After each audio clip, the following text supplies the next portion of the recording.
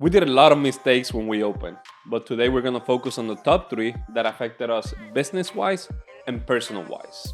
We made 1 million in our second year in practice. We're trying to help as many chiropractors and future chiropractors do the same to help as many people as possible. I don't run any ads, so if you enjoy the content, please subscribe and share it with your colleagues and future colleagues to get You have the to path understand victory. how things are up here.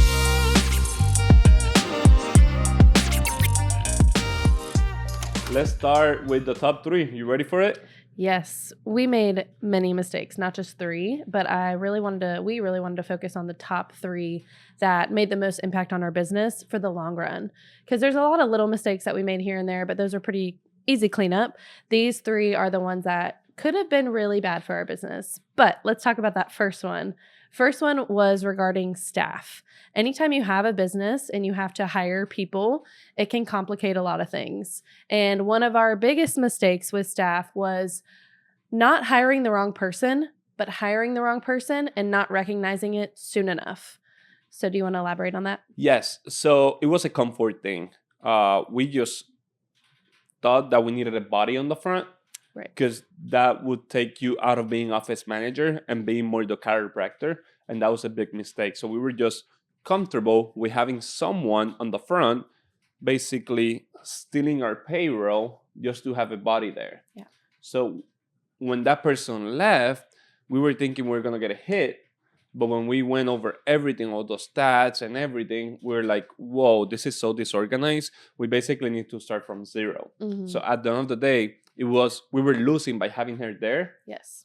than by not having her. So it's something that we should have fired faster. Yes. And it would be better if you or I would be on the front rather than just having a simple body there. Yeah. The person that we're referring to crushed their interview. They did so well in the interview, really impressed me. I thought, man, this is going to be such a good fit. And for a while they were. And I think that person really served their purpose. But I was so afraid to get rid of that person because I thought, now I'm going to have to take over all those roles and responsibilities. And so it came from like a lazy mindset that if I let this person go, now I have to do basically double the amount of work. And that's just not the right mentality at all. Whenever she did finally exit, whenever we got rid of her, the energy was so much clearer. It was like, not only did we continue to grow, our numbers continue to get better, but it was just like a weight lifted off our shoulders. It felt like the air was clearer. And that's sometimes what you need to almost reset the business and get back on the right track. Correct. We were stuck on the same number like for 6 months. As soon as she left, we were thinking we were going to get slapped on the face. We had the best month after that. Mm-hmm. So mistake number one, not firing as fast. So we're telling you this, that way you don't make the same mistake that we did. Okay, let's go over number two. Yes. Number two, we were open way too many hours in the beginning. We started out with a lot of people. I think we had 60 new patients our first month ever, Correct, which 61. was awesome. But we didn't need to be open Monday through Friday, 8 to 5. That was one of the biggest mistakes that we made. And I think we did a half day on Friday, but open full days, Monday, Wednesday, Thursday, half day, Tuesday, Friday. So we did something pretty silly.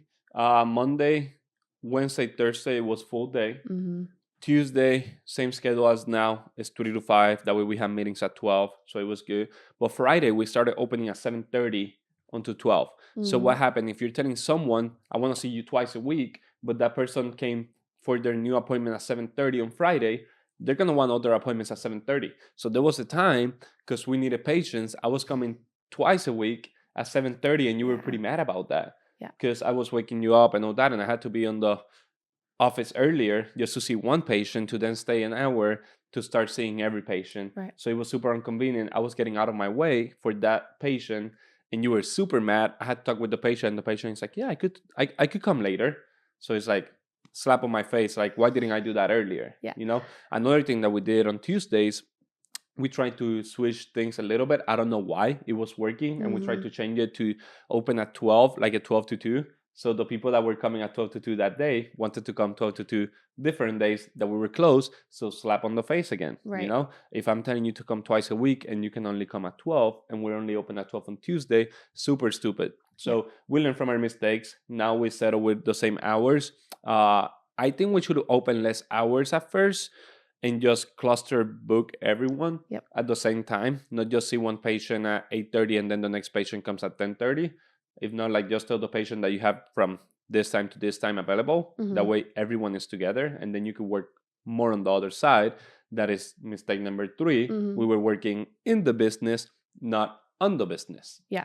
This goes hand in hand with opening too many hours because we were spending so much time in the clinic that we didn't have any time to focus on the business. So doing those marketing planning, doing those staff meetings, planning for bigger events that we didn't have time for because we were so busy seeing patients. And that goes down to, again, like your energy just scatters. So if you're trying to do everything within, your Monday to Friday seeing patients, your energy and your focus is going to be so all over the place, because whenever we're seeing patients, and because we were open so many hours, we weren't busy. We would see like one patient every 30 minutes or something. It was ridiculous.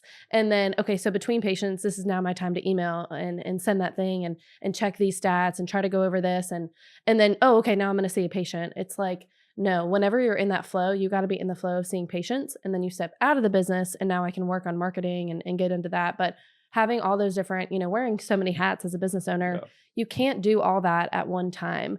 And we didn't learn that early enough, I would say. We learned it basically this year. Yeah. When I left the office to work on the other offices, I had more time to work on the business. And that helped us a lot because I could do more campaigns, marketing, email, and stuff like that. But I got now to the point that I miss the office. So I want to work twice in the office. That way I'll get 1 day or 2 days of the week where we could work on the business. Right. And a lot of chiropractors don't understand this aspect. And that's when in school, they don't prepare you for this. Then you go to the field and you get overwhelmed, you get burned, and great adjusters suck at business. And this because we don't work on the business. So you don't have to do everything on the business. That's why we at Victory, we try to help people like this struggling. Okay, so if you know a chiropractor that is struggling, just bring it our way. He could reach out, or she message me, call us. We're happy to help. We just want chiropractors to achieve the goal that they set and don't fail like most of the chiropractors are doing, that they just get burned because they are tired of wearing many hats. So just reach out and let us know.